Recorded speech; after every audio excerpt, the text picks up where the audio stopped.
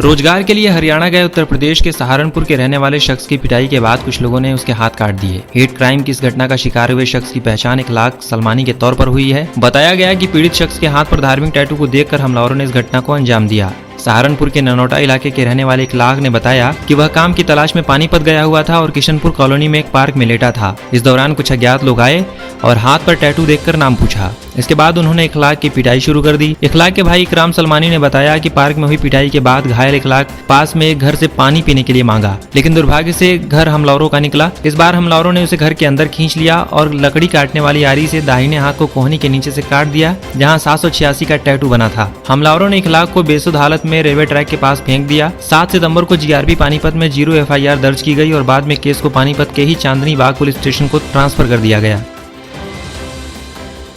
कांग्रेस महासचिव प्रियंका गांधी वाड्रा के उत्तर प्रदेश प्रभारी होने से कांग्रेस के केंद्रीय संगठन में उत्तर प्रदेश का कद तेजी से बढ़ा है। शुक्रवार को केंद्रीय नेतृत्व की ओर से जारी संगठन और कांग्रेस वर्किंग कमेटी के सदस्यों की सूची में इसकी झलक दिखी। अखिल भारतीय कांग्रेस कमेटी का संगठनात्मक चुनाव कराने के लिए 5 सदस्यीय समिति की घोषणा की गई है। समिति का अध्यक्ष मधुसूदन मिस्त्री को बनाया गया है। बाकी 4 सदस्यों में यूपी के पूर्व सांसद राजेश मिश्रा को भी स्थान दिया गया है। अब तक पीएल पुनिया के पास छत्तीसगढ़ और आरपीएन सिंह के पास झारखंड का प्रभार था। इन दोनों का प्रभार कायम रखते हुए नई राज्य प्रभारियों की सूची में यूपी के 3 और नेताओं को शामिल किया गया है। जितिन प्रसाद को पश्चिम बंगाल और अंडमान का प्रभारी बनाया गया है। विवेक बंसल को हरियाणा और राजीव शुक्ला को हिमाचल की जिम्मेदारी दी गई है। संगठन के फेरबदल में कांग्रेस ने यूपी को ध्यान में रखते हुए ब्राह्मण कार्ड भी खेला है। प्रमोद तिवारी को पहली बार सीडब्ल्यूडी में रखा गया है। प्रदेश कांग्रेस नेतृत्व में भले ही जितिन को लेकर मतभेद हों, लेकिन केंद्रीय नेतृत्व ने अहम जिम्मेदारियां देकर उनका कद बढ़ा दिया है। साथ ही राजेश मिश्रा को भी केंद्रीय नेतृत्व ने तवज्जो देकर यह दिखाने का काम किया है कि कांग्रेस में ब्राह्मणों का स्थान बरकरार है। समाजवादी पार्टी के कद्दावर नेता और सांसद आजम खान के बेटे अब्दुल्ला के अगले 6 साल तक चुनाव लड़ने पर रोक लगाने की तैयारी चल रही है। इसे लेकर विधानसभा सचिवालय और शासन में मंथन चल रहा है। सचिवालय की ओर से इस मामले में पहले चुनाव आयोग को और अब न्याय विभाग को पत्र भेजकर विधिक राय मांगी गई है। साल 2017 में रामपुर की स्वार सीट से विधानसभा का चुनाव जीतने वाले अब्दुल्ला के निर्वाचन को इलाहाबाद हाईकोर्ट ने रद्द कर दिया था।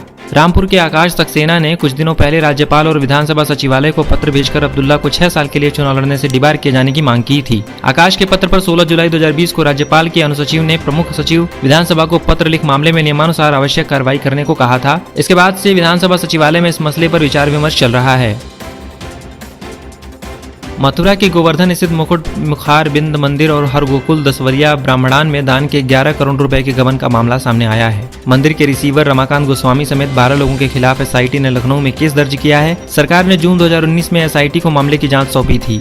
एसआईटी की जांच में सामने आया है कि रिसीवर रमाकांत गोस्वामी के साथ साठगांठ करके अन्य आरोपियों ने मंदिर की सजावट के लिए फूल संपत्तियों की खरीद का भुगतान तिगुनी कीमत से किया। इससे हासिल हुई रकम को आपस में बांट लिया गया। इसके अलावा वृद्धा पेंशन, कन्या विवाह व छात्रवृत्ति के नाम पर मिले दान के पैसे का भी गबन किया गया। एफआईआर के मुताबिक साल 2010 में इस संपत्ति की बाजार में कीमत 90 लाख रुपए थी। रमाकांत ने इसे साल भर बाद 2 करोड़ 70 लाख में खरीदा था। उसने वैल्यू राजेश द्विवेदी की मदद से संपत्ति की मार्केट वैल्यू 3 करोड़ 16 लाख रुपए दिखाई। इस फर्जीवाड़े में सहायक प्रबंधक मनु और भंडारी संतोष कुमार की भी भूमिका थी।